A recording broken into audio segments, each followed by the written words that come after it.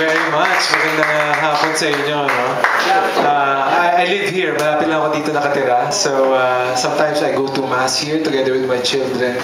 And sometimes doon sa MIP, which is mas malapit sa Mary Immaculate. So, we belong to the same community. Okay, ang topic po natin ngayong hapon is strengthening the sibling relationship. Ito timer ko lang.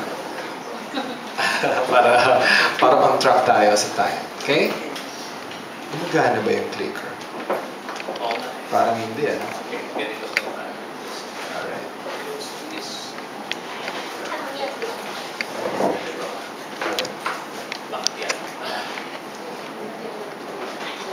Okay. Okay.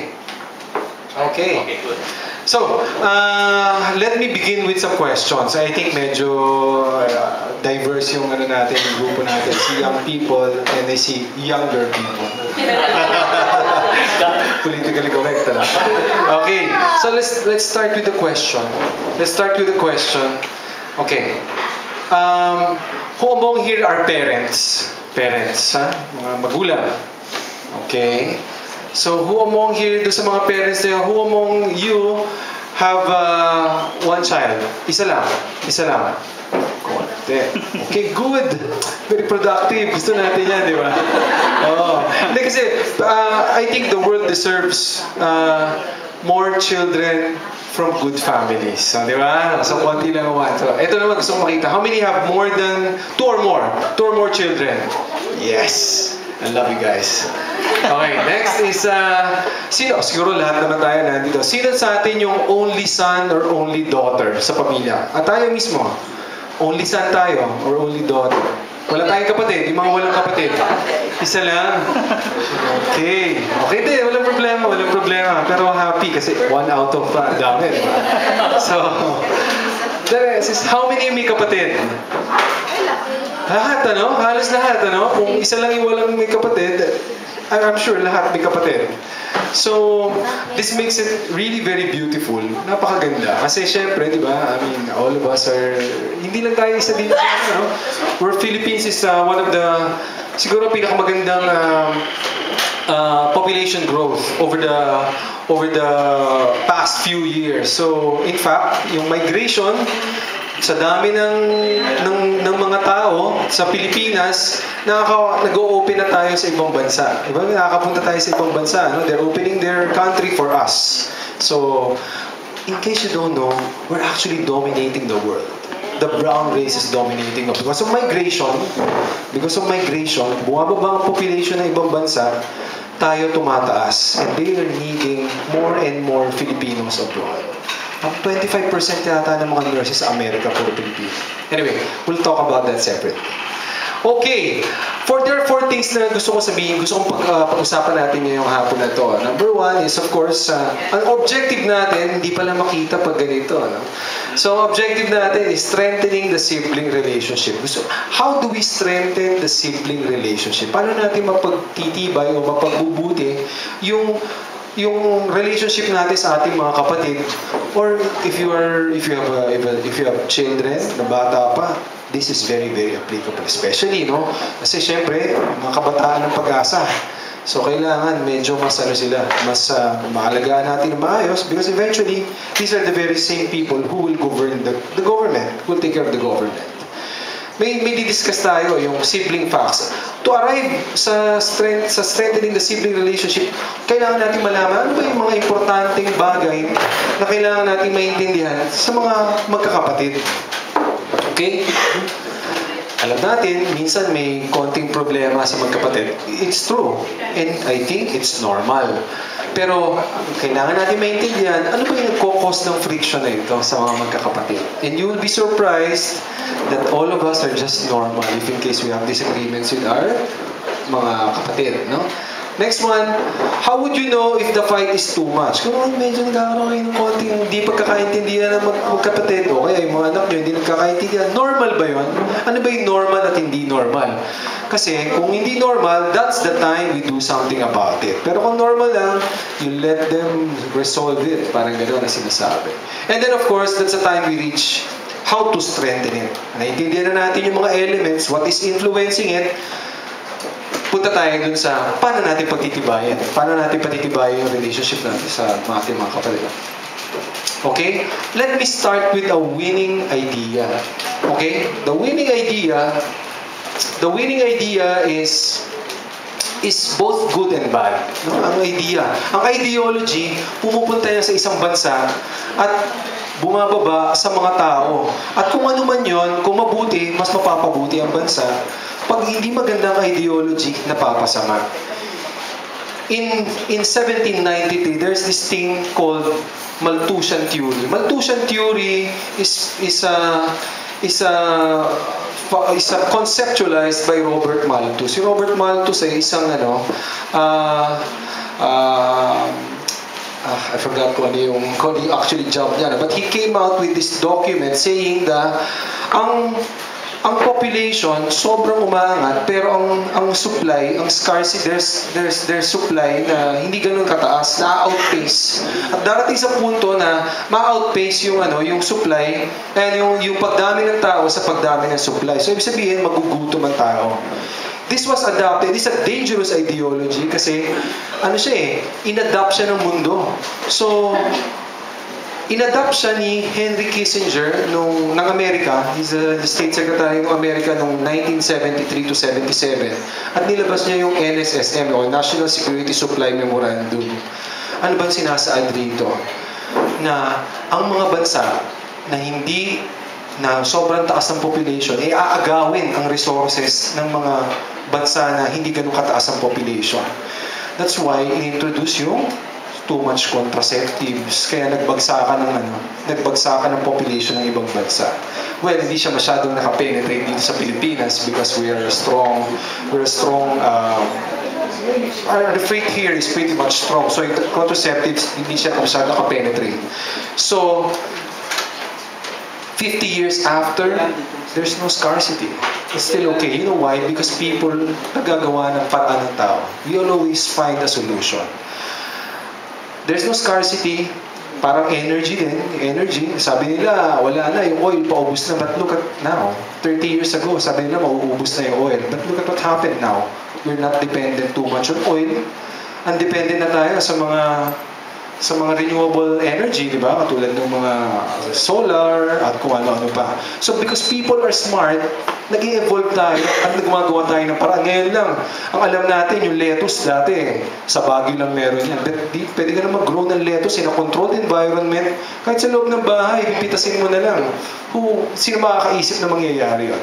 Because people are smart. So, the Malthusian theory is wrong. And be careful with an ideology na mali. So, ano naman tayo dito? I'm glad that we're in a Catholic community and normally naman, if your faith is grounded, if you're strong, normally these things will not penetrate. Okay. The importance of the family. Ang sabi, ang family is the small unit of society. Diba? Tama yan, no? Sinasabi sa atin yan, nung bata pa tayo, we're the smallest unit of society. You, us, tayo, gamitin to kasi parang hindi nakikita eh. So tayo yan, si Stickman, tayo yan, we're part of a family. Diba? Tama ba yan? Ay, hindi kaya. Kailangan pala i-turn. So, yan. Kung mag-aaral na tayo, yung si Stickman will be part of the school community. Tama? Mag-aaral tayo dyan. And after some time, kapag-aaral na tayo, it's either we put up our own company o kaya papasok tayo sa isang kumpanya. And of course, us, tayo rin, parte ng bansa. No? Tomorrow we will be voting and I hope you vote for someone who will carry out the values that you would want your children to have. No? So, syempre, we always have to improve the race. Diba? Kailangan, mas iiwan natin ang Pilipinas na mas maganda dun sa mga susunod na generation. We are compelled to do that. So, what am I trying to derive here? So, lahat tayo ay parents or children that belong to a family, a student na nasa school, o employee na nasa kumpanya, o citizen na nasa country. Kung we are at home, kung ano man yung matututunan natin, sa loob ng bahay, bata tayo, sa mga apo natin, o sa mga anak natin, yun din ang magiging tayo as citizens of the company, o of the country. Kung ikaw cooperative sa bahay, or mapagpasensya, very, very patient with your brothers, naturally, you will be very, very patient when you're in school, you will be very patient when you're in a company, and of course, as a citizen, you will be very patient. Pero, kung ang bata ay lumaki na agresibo at walang pakialam sa iba, pagdating niya sa school, agresibo pa rin siya at walang pakialam sa iba, kahit sa kumpanya o maging citizen man siya ng country natin. Kapag nag-miss ka, kapag wala kang, if you don't respect other people in the school, ano pwede mangyari sa'yo? Pwede kang ma-kick out. Ma-kick out ka. Company, kung wala ka ng respect sa ibang tao sa loob ng kumpanya, maaaring ma-let go ka. Tatanggalin ka, sisisantihin ka. At ganoon sa country din, di ba? If you don't follow the rules, most probably you will get into jail. Makulong ka. So, napaka-importante na kung ano ang values na natututunan sa pamilya, ay very same values na i-carry out niya hanggang sa paglaki niya. Ayun yung pinaka-winning idea dito sa ipepresent. And the rest are just reinforcements. Okay, let's move to sibling facts. I will jump into some slides kasi we have to finish it fast. So sabi dito, siblings spend more time with each other than with anyone else. So ibig sabihin, pagdating daw natin ng 11 years old, na-spend na natin yung 1/3 nung time natin sa mga kapatid natin. Kung meron tayong kapatid, na-spend na natin. It's 1/3 of our time by the time we're 11. Kasi syempre, as you grow older, mas konti yung time nyo. Kasi nagkakaroon kayo ng sarili-sariling pamilya. So, yung ating time sa isa't isa bilang magkakapatid, kumukonti. Pero by the time you're 11, 1/3 na. Kumbaga, 1/3 kayo kasama yung mga kapatid mo, di ba? So yun ang sinasabi dito. It's a fact. Another one, siblings don't just give you bad habits, they can also encourage your academic success. So, hindi naman lahat masama. May mga magagandang natututunan din tayo sa loob ng pamilya. Especially kung yung panganay. Yung panganay sabi nga nila, di ba, parang naghahatakan yan. If you develop the eldest, kung matutulungan mo yung eldest na maging role model ng mga kapatid niya, you don't have to worry about the rest kasi maggagayahan lang sila. Kung ano yung gusto ng eldest, yun din ang gusto ng iba. Okay? Siblings have a huge influence on our outlook, personalities, and behavior. So, syempre, magkakasama kayo, you do the same thing. Like right now, my sons are in football. So, silang tatlo nagpo-football ngayon. Nagkaroon sila ng common interest and they are loving it and they're enjoying it. Who doesn't love football? You love football, di ba? You love football. Everybody loves football. So, they're into football right now. So, they adopt the same behavior. They have common personalities. But of course, hindi lahat ganun. Kasi, kahit gaano pa sila magkapareho, siblings tend to resemble each other in looks and intelligence, but not in personality. Sabi ng mga psychologists, meron daw 4 na klase, pero I would not dwell into this kasi hindi ito yung topic natin. May choleric, may sanguine, may phlegmatic, tsaka may melancholic. So may medyo fiery, it's natural. Ganun talaga siya. God allowed him to be like that. Meron ding friendly. Kasi kahit pare-pareho ko naman pinalaki itong mga anak ko ito, ba't iba-iba? Because God created, God allowed it to be that way. Merong may extremely friendly, merong parang feeling. Ibig sabihin, bumababa lang yung araw, nalulungkot na. May mga ganun, very sentimental, di ba? Parang, who cries over sunset? May mga ganun, There are people who are like that. And of course, there's the flowing. Yung mga tipong parang walang ano ba plano nito sa buhay? Parang may ganun, di ba? I'm sure nakaka-relate kayo. Meron na kayong mga napipicture ng mga kapatid nyo na ganyan. There's some, this is true, no? This is hindi ko in-invento to. There's a psychologist who came up with this. Okay? Older siblings might be smarter. Naku, medyo controversial to. Pasensya na kayo, Baka hindi kayo, hindi kayo eldest sa pamilya nyo, Pero sabi nila, kasi nga, siguro nagsisimula pa lang ng mga parehong magulang, yung panganay, mas maraming nade-devote na time. Tama, no? The kid has 100% of the parents' time. Ngayon, pag minadagdag, Medyo nahahati ng konti, nahahati ng konti, nahahati ng konti. So, that may have, hindi ko lang alam kung tama yun, pero yun lang yung analysis ko. Perhaps that is the source. But that doesn't mean yung bunso eh hindi okay. Yung bunso, Mas okay. mas okay. Si sister. So, younger siblings are risk takers and extroverted. Parang mas outgoing, mas mahilig makipag-usap, gano'n. Bakit kaya? Kasi sanay na dahil Nakikita niya na, no? Maari yung eldest eh, masyadong by the book. Sorry ha, baka may magalit sa akin ha. Maaring by the book. Siya yung medyo, relax ng konti. Kaya, karamihan sa mga bunso, kung tama itong analysis ko, sila yung mga nagtatayo ng negosyo eh. Yung mga business-minded, yung mga bunso, because they don't conform. Hindi sila masyado nagko-conform. Yung panganay kasi, can be the president of a company, pero yung the founder, the one who like explores things for the family, eto yung mga bunso. Sila yung sumusugal lang, hindi, pwede yan, this will work, yung ganun-ganon. Hindi sila conformist. Ayan ha, pantay ha, baka wala yung magagalit sa akin ha. Okay.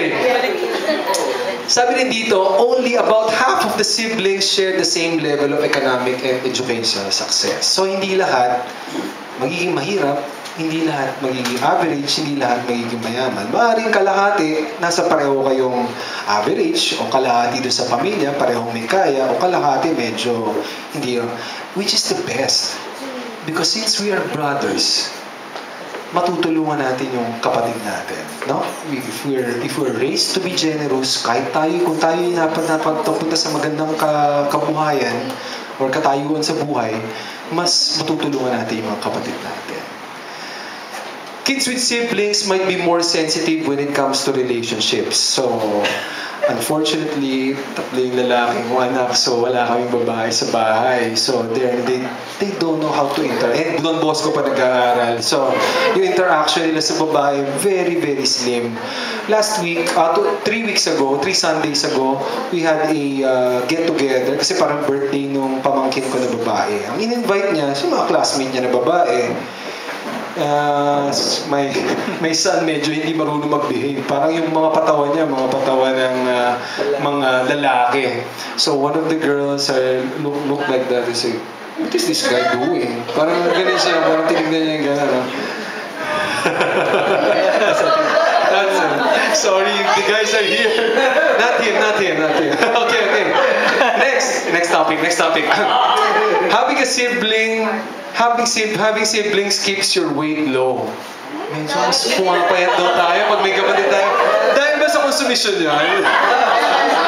So, kapag may siblings daw, mas pumapayat. You know why? Kasi, well, naglalaro tayo lagi. Habulan. At least, hindi ko alam yung mga nag-iPad ngayon. Puro iPad na lang yata ginagawa ng bata. But during my time, kahit patintera yan, basta kasama ko yung mga pinsan ko, lalaro talaga kami. So, sabi dito, you tend to be more fit kapag meron kang kapatid. Kasi habulan kayo ng habulan, and it goes down by 14%. For example, kung 60% dito sa barangay na to, isa lang ang anak, yung chances ng obesity is 60%. Doon sa kabilang barangay na dalawang bata, bababa siya by 14% bawat child. So magiging dito, ang chances na lang obesity dito is 40 minus 46% na lang. Doon sa kabilang barangay na tatlo yung anak, bababa na naman another 14%, which is 46, 32. Magiging 32. So from 2/3 to 1/3 pag naging tatlo anak mo. Di ba? So they keep us. And of course, more siblings you have, the less likely or there's a divorce. Kasi marunong tayong, at nung bata tayo, at babalik ako sa slide ko nung una, nung bata tayo, natuto tayong makitungo sa ating mga kapatid. Kapag may kapatid ka, natuto kang makitungo. So naturally, you will develop patience, understanding, at yung mga yun. my kids, I let them resolve. Nandun na sila sa point na hindi mo na dapat sinasaway. Well, sinasaway pa rin sometimes if they over. Pero sinusubukan na namin silang let them resolve their problems because in the future, they would have to resolve their problems. Kahit paglabas mo, i-resolve mo rin yung sarili mong problema kapag nasa kumpanya ka or nandun ka man sa school. So it's the same. You solve your own problem. Sabi dito, may favoritism daw ang mga magulang. Tama ba to? Meron ba nga amin? Meron ba nga amin? Parang walang umaamin, ano? Na may favoritism, ano? Sabi nila, parang 65% ng mga babae may favorite sa pamilya. At 70% ng mga tatay, may favorite din sa pamilya. Tama ba? Parang wala rin umaamin dito. Meron! Meron kasi talaga.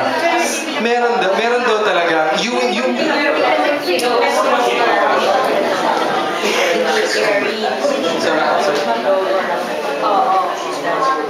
lower. Kasi mas kailangan niya. Nakakuha ni Sister Julia. Kasi, sabi ni Sister Julia, yung bata daw, yung youngest, normally, kailangan alagaan mo siya more compared sa mas malalaki. Tama ba? Do you agree? Of course. Kung meron kang anak na medyo mahina sa academic, di ba you tend to understand them more? Tama? Pero kung may anak ka naman na sobrang hina naman sa sports, iintindihin mo rin. Aalalayan mo rin siya. So, kung eto na lang, kung anak mo ba may sakit nung araw na yon o nung linggo na yon, di ba mas inaalagaan mo siya? Namamask lang siya as favoritism, but it's really making up with what is lacking doon sa mga bata. Okay? Next. Gab, please sit down. In close proximity, siblings quarrel almost half the time. Yes. Do you agree? Yes. Walang tigil, ano? Pero this is normal daw talaga. Okay? Mamaya may magandang paliwanag to. Iiwan ko na tong slide na to. Pero sisters fight more than brothers. Mas nag-aaway ang mga babae kaysa lalaki. Totoo ba yan? Daming tumatango. Daming nakita tumatango. Kasi daw, yung mga babae, they tend to open their heart on their sister. Parang you share your heart, a piece of your secrets. Sila may mga secrets sa mga babae, di ba? And they share it with the sisters. And sabi nila, kapag nagkaroon ng problema yung magkapatid, feeling nung nag-share ng secret, isa-share niya yung secret isa-share yung secret niya ng kapatid niya. So yun daw yung reason na yun. That's why they kind of bicker more. But they're more loving. Yan. Okay, so that's the end of the facts. Now we go to what causes all this friction. Ano ba yung cause ng friction ng mga magkakapatid? Okay? What do you notice here in this image? Congestion, di ba? Nakasakay na kayo ng MRT?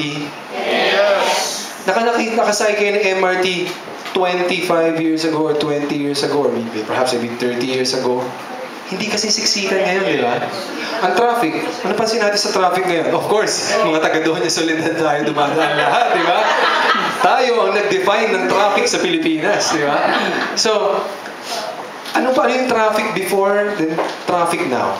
Mas grabe yung traffic ngayon, no? It's proximity that is causing the problem. Ganun din sa loob ng bahay. If the children tend to be together too often, lagi silang nag-aaway. So, ang solution, dapat mas malaki ang bahay, di ba? Para kanya-kanya. Kung maliliit, matututo kang makikisama sa kapatid mo. Tama, di ba? Which is good. You will learn how to persevere and coexist with your brother or sister. What more kung sabay kayo, kung magkasama kayo sa bed, natutulog nung kapatid mo, di ba? When you were young. So, di ba, normally tabi-tabi tayo ng mga bata tayo, di ba? So, yung imagine the irritation. Kasi nga, proximity is the problem. If you have, there's a certain, di ko alam po minimum square meter na walang tatalong energy papunta rin sa kabila. Normally ganun, no? And of course, the problem comes kapag nagsishare din masyado, no? Nagsishare kayo ng hati. Para walang pantay, sa inyo lahat yung laruan na yan, sa inyo lahat yung toy na yan, sa inyong book na yan, sa inyo lahat yan. Children need to own something also. So tayo ganun din, di ba? Minsan sometimes, we need our own time. We need to read our own book na ayaw natin i-share. Minsan, may ganun lang tayong tendency. We can share it after, pero there's a tendency, kasi human being, di ba, na to have certain possessions. So, competing for your attention, ito yung mga magulang, ganyan din. Sometimes, children are like that, nagkukompetensya sila, so, yun ang source of problem also. And of course, yung mga small infractions. Kahit nakatiting, minsan pinapalaki. Di ba? Ganyan naman tayo, di ba? Kasi napapansin, kasi nga masyadong malapit eh. Gumagawa na naman. And of course, as simple as looking at each other. Nagkatingin na lang, oh, si ano, ganyan, oh. Di ba gano'n? Normally, si ano, ganyan, oh, ano ba? Nakaka-relate yata yung mga anak ko rito. Pag ginawag sa example, kawawa naman sila. Okay, that ends the what causes all this friction. And now we go to, how would you know if fighting is too often? Paano ba nalalaman ko? Serious na ba ito o hindi? Okay. Minsan, we are overreacting. Nai-react tayo na sobra. Baka naman napapansin lang natin na kaya lang sila nag-aaway kasi napapansin lang natin kapag meron sila nag-aaway pero hindi natin napapansin kapag hindi sila nag-aaway. We have to check ourselves. Naglalaro ba sila tsaka nag-aaway ng sabay? Kung yun, I don't think it's serious. Kasi nakakapaglaro pa sila. Kahit na from time to time, nagkakaroon sila ng away. Or maliliit na away. Ito, mga adults, ha? Minsan, di ba? Di ko na-expound, baka maraming tamaan. How often do they fight? Gaano ba kadalas mag-away ang mga magkakapatid? Huwag na natin isipin yung maliliit, yung malalaki na lang, di ba? Tayo na lang mga medyo. Gaano ba tayo kadalas mag-away, mga magkakapatid? Sometimes we have small preferences kasi. So may small irritations. Kung ang average yung ngayong hiwa-hiwalay na tayo para mga 4 times a month, siguro kung 5 times a month next month, hindi pa rin gano'n kagrabe. No? Pero kung mga 6 times a month na kayo nag-aaway yung kapatid mo, teka lang, medyo baka there's something wrong with you. Baka may kailangan kayo ayusin. How long has the squabbling been their style? Baka nung bata kayo, nag-aaway kayo. At tumanda na kayo, nag-aaway pa rin kayo. Ano bang problema nyo, di ba? Yung normally, yung hindi kine-carry out yung minsan nag-gather tayo ng too much trash, too much garbage, na napakatagal na, dala-dala pa rin niya yung bargain. Kalimutan na natin yan. So we tend to forget all of these things.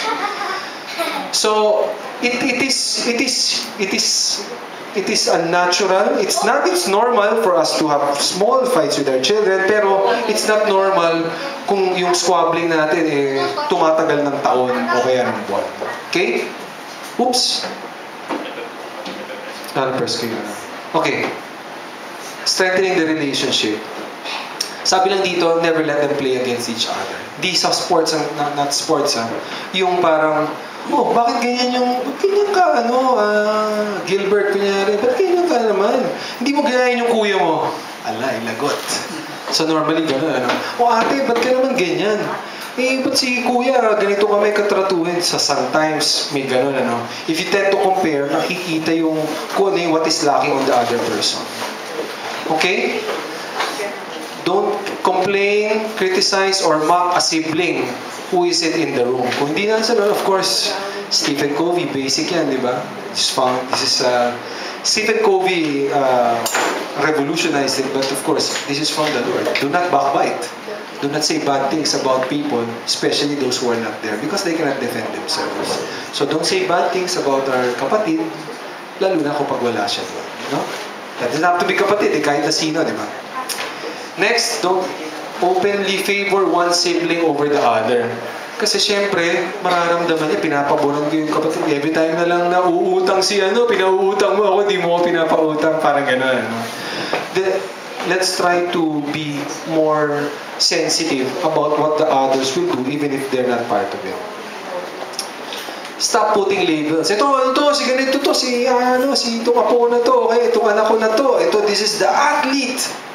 Paano yung isa? Ito, athlete to.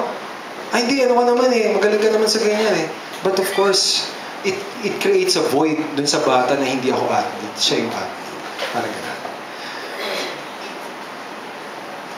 So, model loving or at least civil behavior between, kung talagang may mga bagay na ayaw niya talaga. Kunyari, pro-life yung pro-life ako. Yung kapatid ko, hindi. There's not much I can do about it. Religion na lang, di ba? Sometimes may ibang magkakapatid na nagkakaiba ng religion. But you cannot really judge them. You just continue to love the person. You understand. Okay? This is self-explanatory. Don't force artificial togetherness. Kahit na ayaw niya yung gagawin. Halimbawa, medyo rockstar si kuya, ganyan. Pero ayayin mo sa hindi niya gusto, sa musical, kunyari. Magkakagulo talaga kayo. So there, you have to find common interests when you invite others. Okay? Actively encourage them to care for each other. Actively encourage them to care for each other. Ibig sabihin, why don't you look at your brother? Oh, he's washing the car. Why don't you hand him over a glass of water, for example? Parang ganyan, tulungan natin silang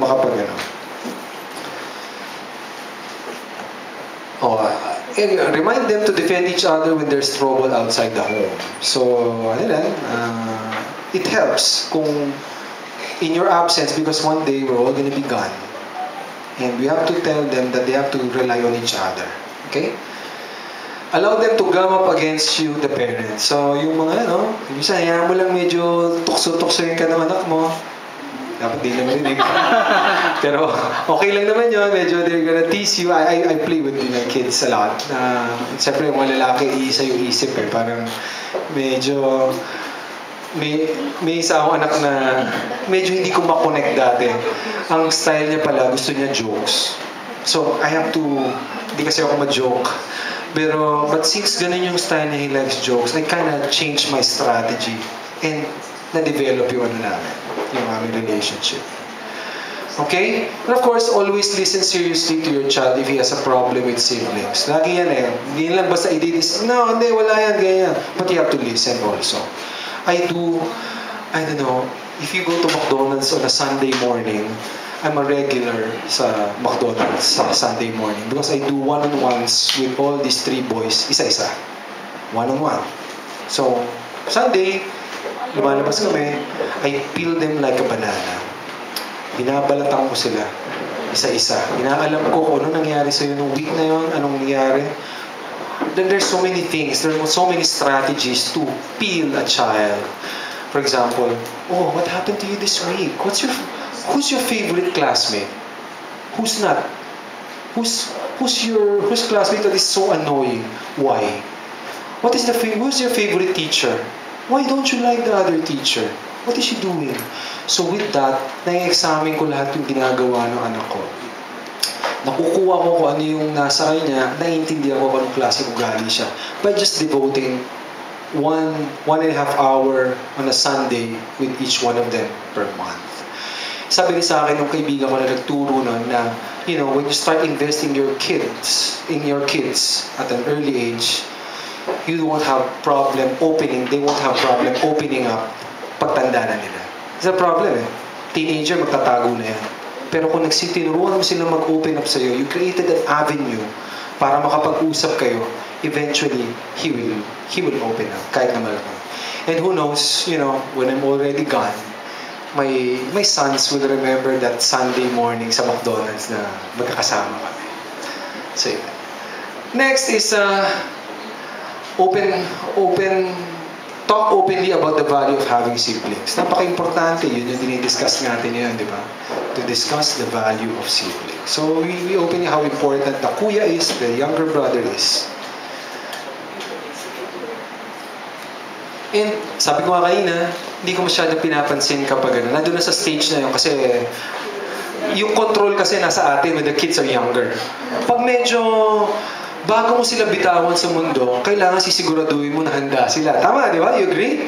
Hindi mo pwedeng, teenager ka na, bibitawan na kita. Pero the whole time, sakal mo silang gano'n.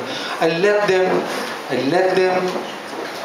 compete, basta respectful. As long as they're respectful, I just let them do it. Kung mag-argue kayo, kung gusto nyo mag-argue. Pero basta may respect.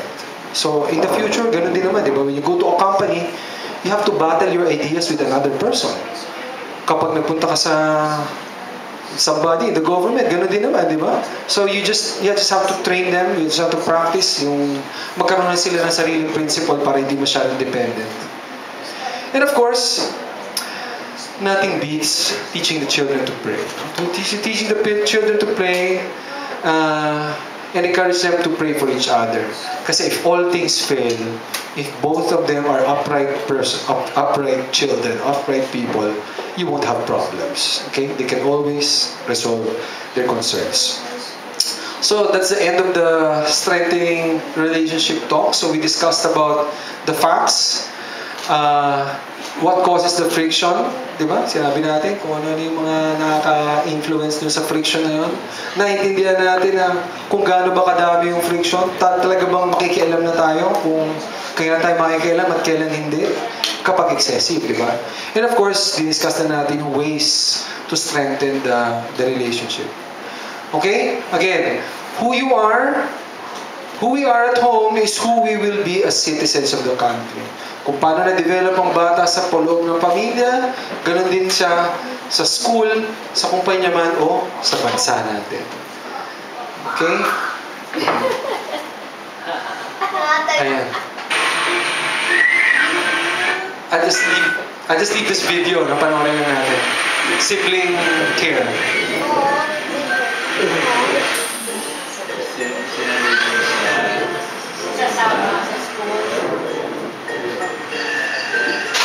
Mga parating na kapatid galing sa school nag-aantay yung younger.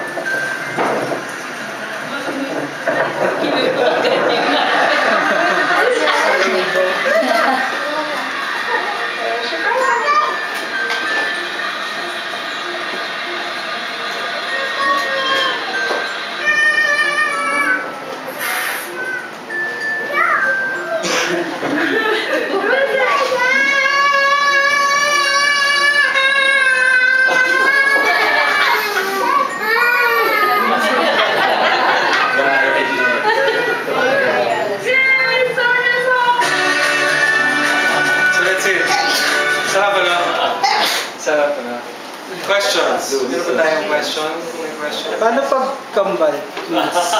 So what's the question? Paano, di ba magkapatid sila? Paano kung yari paano sila yung twins yung magkapatid? So, ano yung question? Yun nga, yun. How do you deal with it? Oo.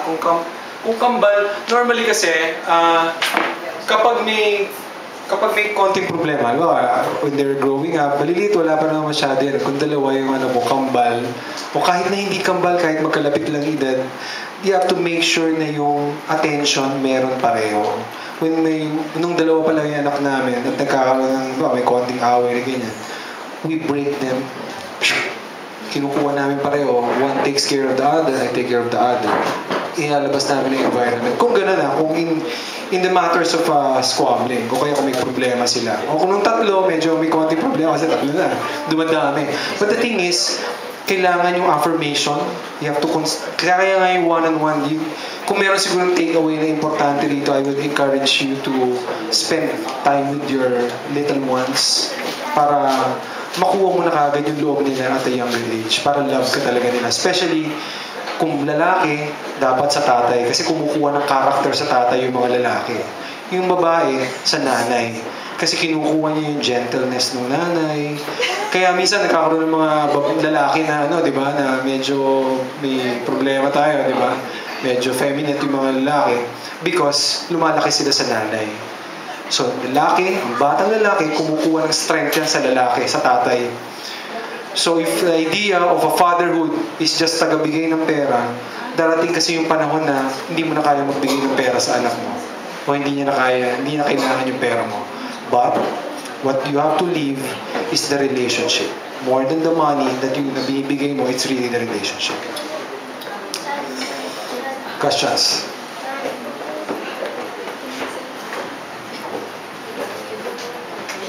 Yeah. Sabi niya, it's already 41 minutes. You're behind. You're behind. I said 30 eh. So, okay. Questions? Meron pa bang questions? Wala na? Thank you very much.